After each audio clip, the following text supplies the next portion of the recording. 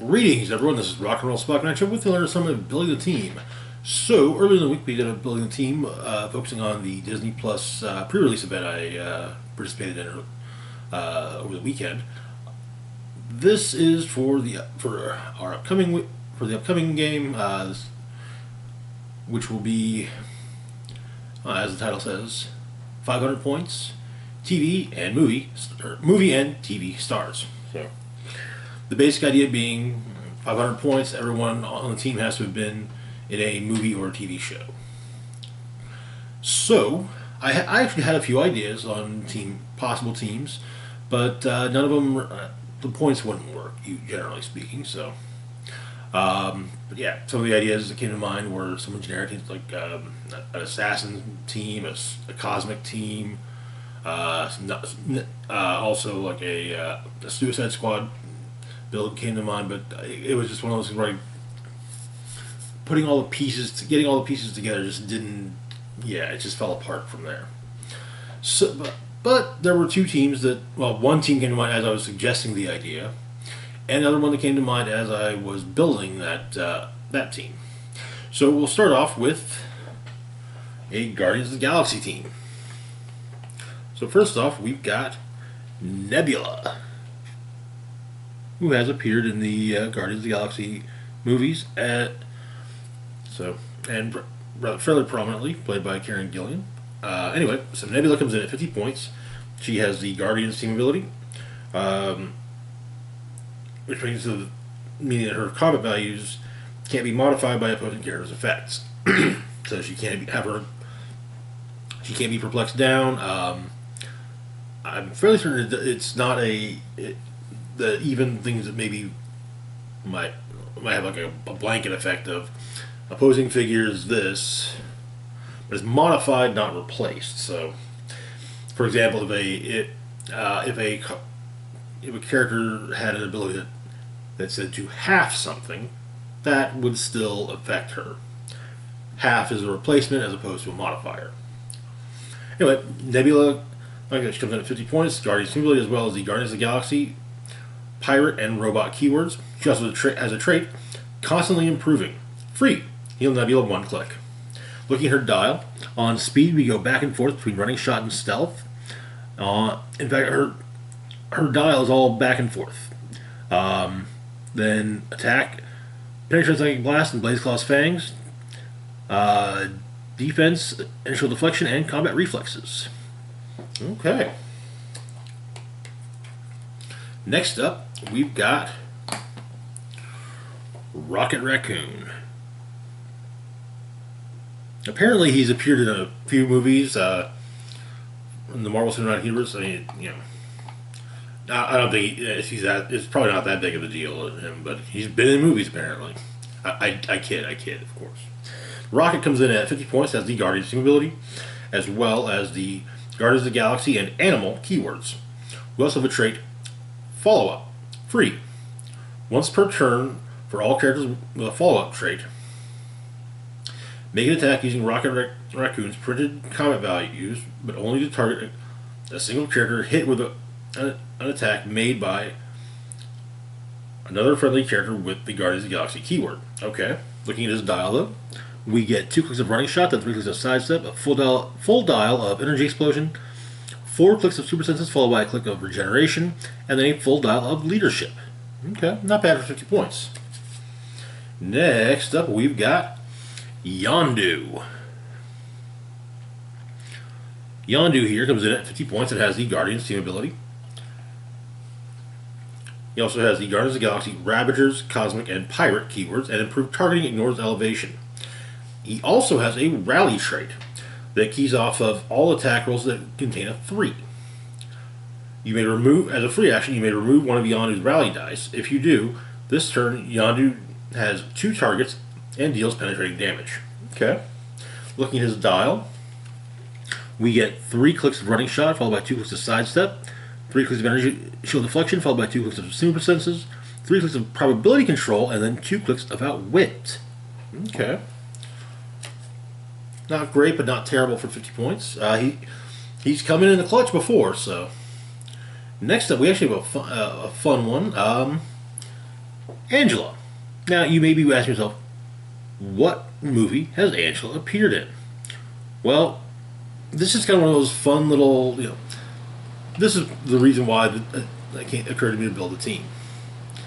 Angela appeared in the Spawn movie.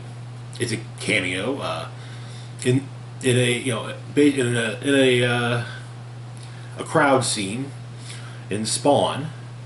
There's a redhead in a green dress walking by with some rather large earrings, and that's Angela. It was basically kind of set up the character for a potential sequel, though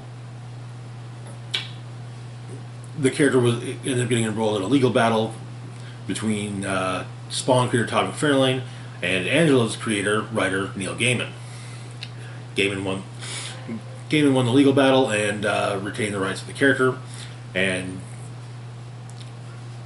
has since let Marvel Comics use the character. Next up, looking at her dial, comes in at 50 points. Has the Guardians team ability, as well as the Asgardian, Guardians of the Galaxy, Assassin, Deity, and Warrior keywords. Looking at her dial, we get 3 clicks of Charge, followed by 3 clicks of Sidestep, a full dial of Blaze Claw's Fangs, 3 clicks of Invulnerability, followed by 3 clicks of Combat Reflexes, and then a full dial of Exploit Weakness. Okay, alright. Next up, we've got Kitty Pryde, who has been in 4 of the X-Men movies. X-Men 1, 2, and 3, as well as Age of Future Past. Admittedly, none of those was she Star-Lord, but, hey. X-Men really didn't go into space much in the movies, so, Kitty comes in at 50 points, has the Guardians and X-Men team abilities, as well as the Guardians of the Galaxy, X-Men, and Pirate keywords, and improved movement, ignores blocking, and ignores characters. She also has a rally ability, keys off of opposing attack rolls that contain a 5. Free, remove Kitty Pryde's rally die. If you do, this turn, when a friendly character begins a move adjacent to her, they can use improved movement, ignores blocking for that movement. Okay? We have another trait, our new Star-Lord. Characters that start the game on your force that have the Guardians team ability gain the X-Men team ability this turn. So she basically just gives everyone X-Men. Well, almost everyone. There's one figure that doesn't have the Guardians team ability. Looking at her dial, we get 2 clicks of Running Shot, followed by 3 clicks of Sidestep, 2 clicks of Energy Explosion, followed by 3 clicks of Penetrating Psychic Blast, 2 clicks of Energy Shield Deflection, followed by 3 clicks of Defend, 2 clicks of Leadership, followed by 3 clicks of Outwit. Like Yondu, she also came in a clutch the last time I ran her. So, since she's technically usable for this build, can't ignore that, right? Next up, we have a figure from Disney Plus. Now, this is T'Challa Star-Lord. Now, I did not cover this figure in the building the team for the pre-release because I didn't pull this figure from either of my boosters in the pre-release. One of the members of my playgroup, some of the members of my playgroup after the game bought additional boosters, and one of them kind of just said, okay, pulled out what they wanted, said, whoever wants the rest of this can have it, and that was one of the figures, was part of the rest of it. So I took them up on it. T'Challa Star-Lord, however, comes in at 50 points, has the Guardians team ability, as well as the Guardians of the Galaxy, Ravagers, Wakanda, and Pirate keywords. Looking at his dial, we get 3 clicks of Running Shot, followed by 3 clicks of Stealth, 3 clicks of Penetrating Psychic Blast, followed by 3 clicks of Precision Strike, 3 clicks of Initial Deflection, followed by 3 clicks of Combat Reflexes, 3 clicks of Leadership, followed by 3 clicks of Perplex. That goes beyond not bad, I'd say, especially for 50 points. Next, we've got our one figure that does not have the Guardians team ability. Loki. Loki here comes in at 60 points and has the Mystics team ability. So when he's dealt damage, the attacker takes 1 click of penetrating damage. He also has the Asgardian, Guardians of the Galaxy, Young Avengers, Deity, and Mystical keywords, as well as a rally ability that keys off all attack rolls and contain a 2. As a free action, remove his rally die to place Loki in any square within 2 squares. If you did, generate a version of a copy of this figure on click number 9 in the square he last occupied. If Loki started the game on click number 9, he can't gain rally dice and has a 0 point value for all effects, including scoring.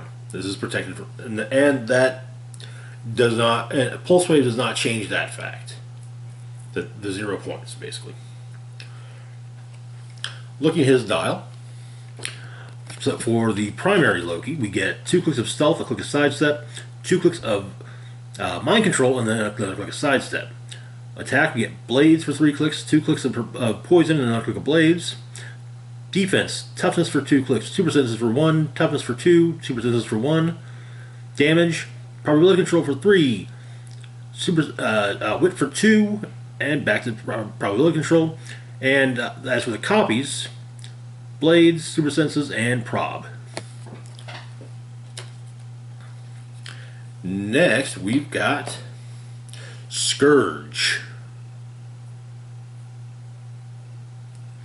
Scourge comes in at 60 points, has the Guardian's Team ability, as well as the Asgardian, Guardians of the Galaxy, and Warrior keywords. Looking at his dial, we open up with the special speed power Dis and Order, which has charge and running shot. We then get 3 clicks of sidestep. On attack, we get 3 clicks of penetrate psychic blast, and that's all. Defense, 3 clicks of toughness, followed by 3 clicks of combat reflexes. Damage, we get 3 clicks of exploit weakness, followed by 3 clicks of close combat expert.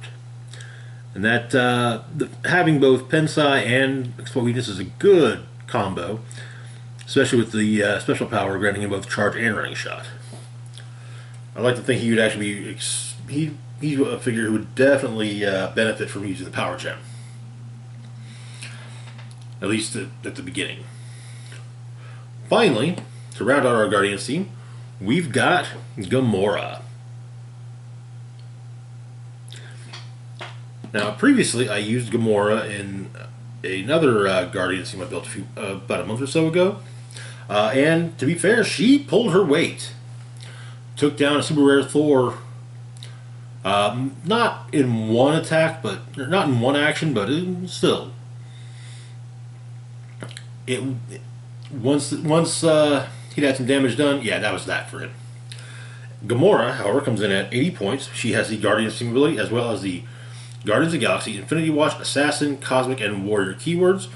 And we got improved targeting, ignores elevation, ignores characters, and may make range attacks out of adjacency. Since she has the roll tag ally, she has an ally modifier. But no one on the team is a captain or a sidekick, so that's not really going to matter. She also has but she does have another trait that will matter. Most dangerous woman in the universe. Grant her super senses. Once per turn, when Gamora hits with a close attack, after resolutions, she may make a range attack. The story of taking on that Thor was that both Yondu and Kitty Pryde had been bumped down to their outwit clicks, and so each of them outwitted a defense power on Thor, and then Gamora charged in, hit him with a close attack, and then following up with a range attack, which hit. Looking at her dial, we've got a full dial of charge, full dial of Blaze Claw's Fangs.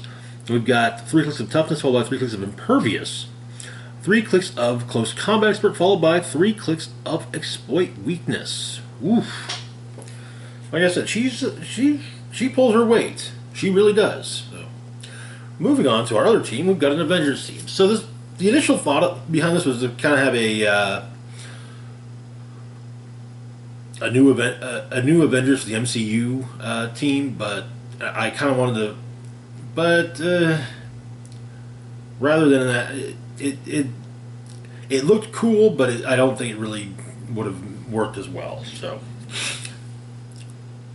starting off our team, we've got Scarlet Witch. And this is the same Scarlet Witch we've been using quite often for the last few games. Comes in at 30 points. Has the Avengers, like very young Avengers and mystical keywords, as well as the Avengers Team ability. Um, Looking at her dial, we have a full dial of special speed power. What I must do, I can't do on my own, which grants her phasing teleport and passenger 3, but she can only carry characters that share a keyword with her. We get 2 clicks of telekinesis on attack, 2 late dial clicks of barrier on defense, and a full dial of probability control. For 30 points, honestly, that ain't bad. Next up, we've got Hawkeye, Kate Bishop. Kate here comes in at 50 points, has the Avengers Team ability, as well as the Avengers, Young Avengers, Martial Arts, and Spy keywords. Looking at her dial, we open up with 2 clicks of the special speed power Sneak a Peek, which grants running shot and sidestep, followed by 3 clicks of regular sidestep. On attack, we open up with a couple clicks of Penetrant Psychic Blast, followed by 3 clicks of Energy Explosion. And on defense, we get a full run of Energy Shield Deflection. She's a solid range attacker, simply put. Next up, we've got our big close combat power. We got a low level, our secondary close combat attacker, Shang Chi. Now I know I've used him a few times lately since pulling him. But Shang Chi here comes in at 50 points. He has the team player wildcard team ability, as well as the Agents of Atlas, Avengers, Heroes for Hire, Marvel Knights, Martial Arts, and Spy keywords. We also have a trait, the Deadly Hands of Kung Fu, which grants him Flurry. Now, looking at Shang-Chi's dial, we open up with 3 clicks of Charge, which gives away 3 clicks of Sidestep. We have a full run of the special power Pressure Points, which grants him Incapacitate, and as a unique modifier, when Shang-Chi uses Incapacitate until your next turn, hit characters given an action token modified damage by -1. Okay. Now that won't work against the Guardians team because modify. But otherwise, yeah.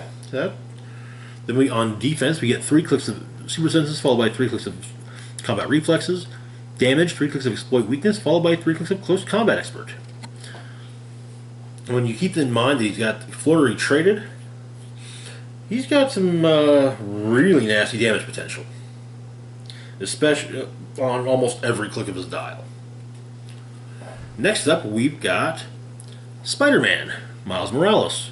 Well, he hasn't appeared in the Marvel Cinematic Universe. He has appeared in films, namely the Spider-Verse movies. Miles here has been at 60 points, has the Spider-Man Ally Team ability, which is a wildcard ability, as well as the Avengers, Champions, Shields, and Spider-Man family keywords, and improved movement ignores elevation.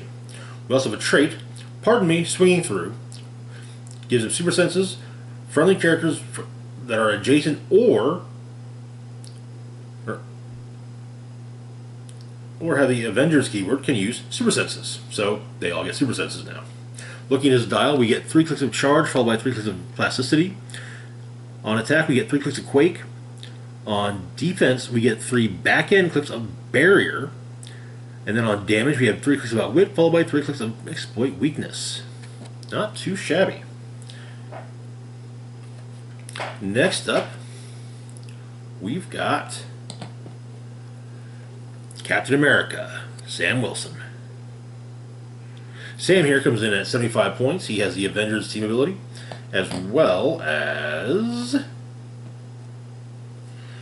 the Avengers, Shield, and Soldier keywords. We also have the Assembled Avengers trait. Once per turn, when he hits, after resolutions, I can roll a d6. On a 5 or a 6, if my force has 3 or 4 friendly characters with the Avengers keyword, remove an action token from Captain America, or give an action token to a hit target. If I have 6 or more, I can do both, which, well, I have 6. I have 7, actually, but yeah. Then we have the Living Legend trait.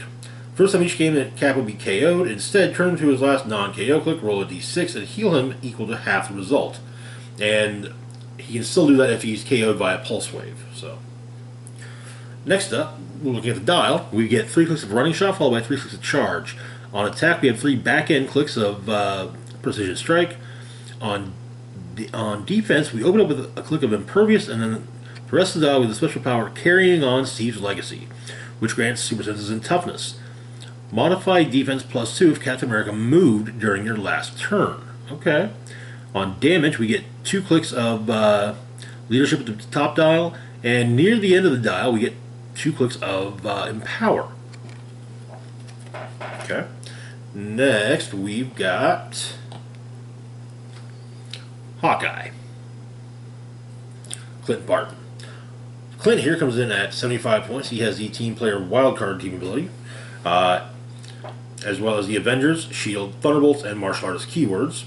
We also have improved targeting for adjacency. The assembled Avengers trait, same as Captain America, and another trait, not tricks, tactical. This grants Hawkeye Precision Strike. He can use his Precision Strike and or Range Combat Expert even while targeting more than one target. Okay, that's really good, especially since he's got 3 targets. Looking at his dial, on speed we open up with a couple clicks of the special power Hawkeye, which grants running shot, sidestep, and stealth. Then we get 3 clicks of Raider's sidestep, and then back to Hawkeye. On attack, 2 clicks of Incapacitate, followed by 3 clicks of Energy Explosion, and then one more, then back to Incapacitate. Defense, we open up with a couple clicks of Willpower, followed by 3 clicks of Initial Deflection, and then one more click of Willpower.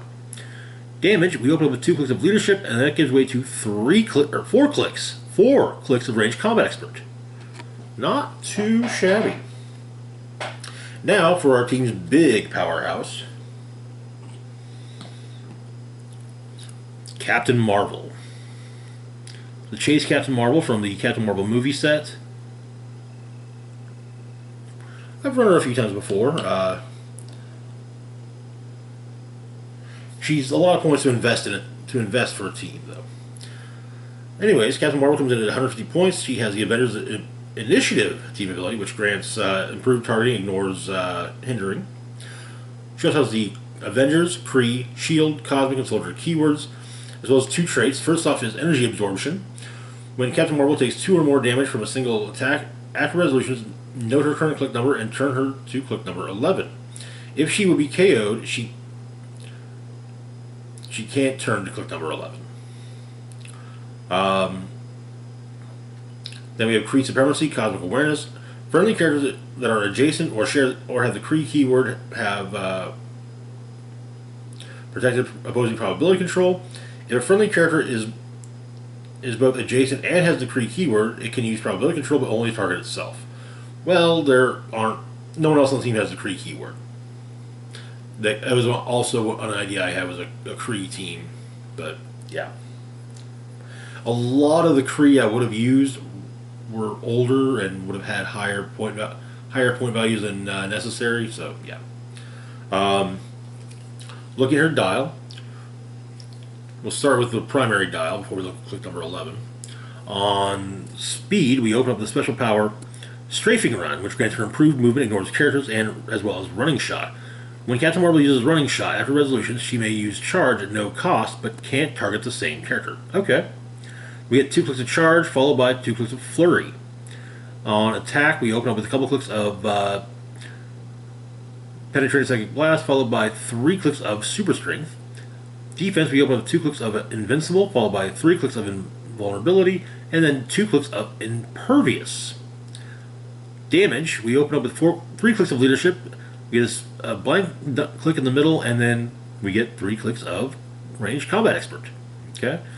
And for her, when she gets knocked out, click number 11, we open up with, we got Running Shot on speed, Pulse Wave on attack, Special Defense Power on damage.